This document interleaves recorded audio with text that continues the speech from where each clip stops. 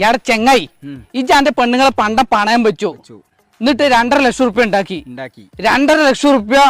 പിന്നെ 2.5 കൊല്ലം ഗൾഫിൽ പോയി പണിയെടുത്തു തിരിച്ചു വന്നു എന്നിട്ട് ആ പണയം വെച്ച് പണ്ടെടുത്തു പിന്നെ എത്ര കോപ്പിന് ഗൾഫ് പോയത് പണ്ടം പണയം വെച്ചെടുക്കണ്ടേ എടാ പോട്ടെ എന്നാ പിന്നെ ആ പണ്ടം പണയം വെക്കാതെ ഇരുന്നാ പോരെ അപ്പൊ എനിക്ക് ഗൾഫ് പോണ്ടേ ഗൾഫ് പോണ്ട കയ്യേ ഇപ്പൊ എത്തിനാ ഗൾഫ് പോയത് പണ്ടം പണയം വെച്ചെടുക്കണ്ടേ ഇവിടെ പണ്ടം പണയം വെച്ചെടുക്കാൻ പെണ്ണുങ്ങളെ വരെ നിർത്തുവോ ഇപ്പൊ 2.5 കൊല്ലം ഗൾഫ് പോയി അധ്വാനിച്ചില്ലേ എന്നിട്ട് 2.5 ലക്ഷം റുപ്യ ഉണ്ടാക്കിയില്ലേ എന്നിട്ട് ഈ 2.5 ലക്ഷം റുപ്യന്റെ പണ്ട് പണയം വെച്ചത് എടുത്തു ഞാൻ ചോദിക്കുന്നതേ ആ പണ്ട് പണയം വെക്കാതെ ഇരുന്നിക്കണെങ്കില്